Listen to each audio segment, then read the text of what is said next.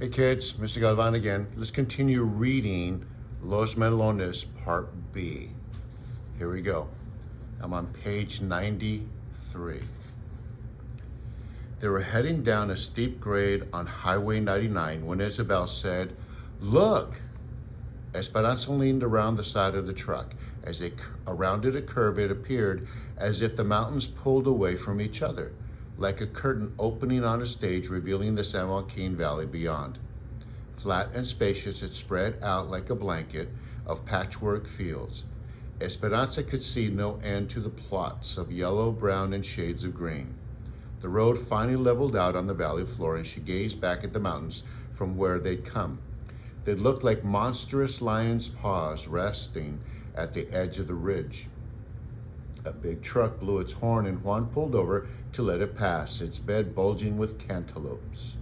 Another truck and another did the same. A caravan of trucks passed him, all piled high with the round melons.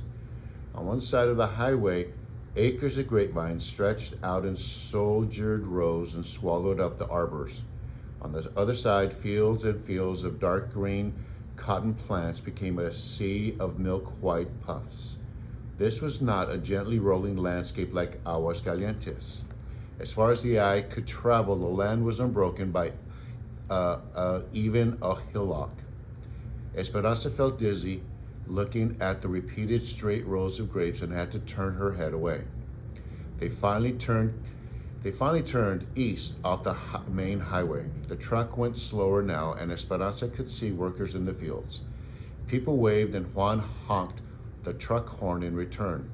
Then he pulled the truck to the side of the road and pointed to a field that had been cleared of its harvest. Dried, rambling vines covered the acre, and leftover melons dotted the ground.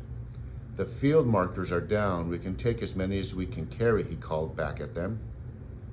Alfonso jumped out, tossed a dozen cantaloupes to Miguel, then stepped up on the running board and slapped the top of the truck for Juan to start again. The melons, warmed by the valley sun, rolled and somersaulted with each bump of the truck. Two girls walking along the road waved, and Juan stopped again. One of them climbed in, a girl about Miguel's age. Her hair was short, black, and curly, and her features were sharp and pointed. She leaned back against the side of the truck, her hands behind her head, and she studied Esperanza, her eyes darting at Miguel whenever she could. "This is Marta," said Isabel. "She lives at another camp where they pick cotton, but it is owned by a different company. Her aunt and uncle live at our camp, so she stays with them sometimes." "Where are you from?" asked Marta.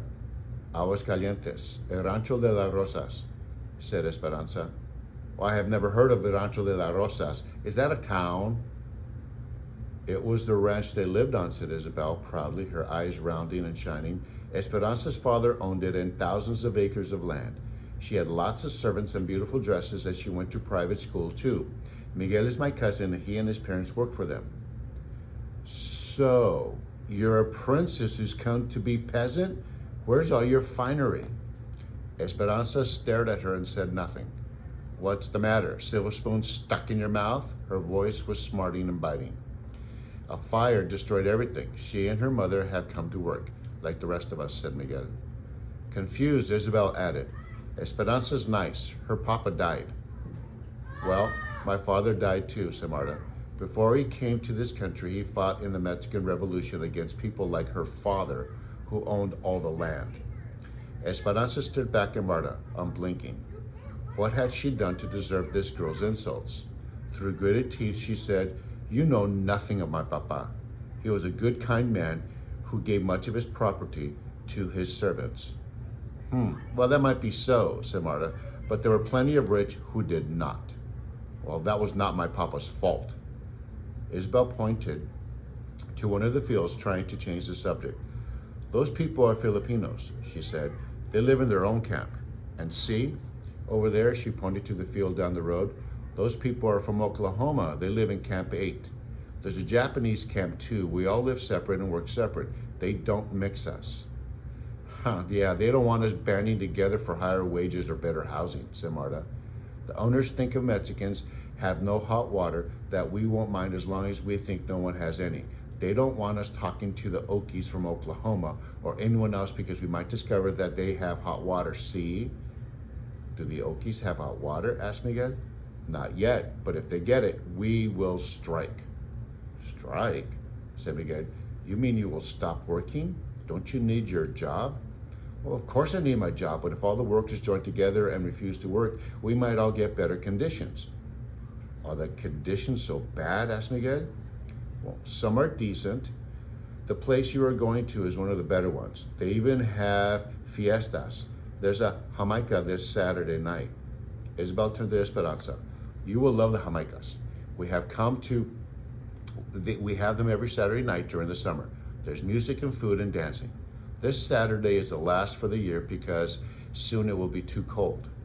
Esperanza nodded and tried to pay attention to Isabel. Marta and Miguel talked and grinned back and forth. An unfamiliar feeling was creeping up inside of Esperanza. She wanted to toss Marta out of the moving truck and scold Miguel for even talking to her. Hadn't he seen her rudeness? She brooded as they rode past miles of young tamarisk trees that seemed to be the border of someone's property.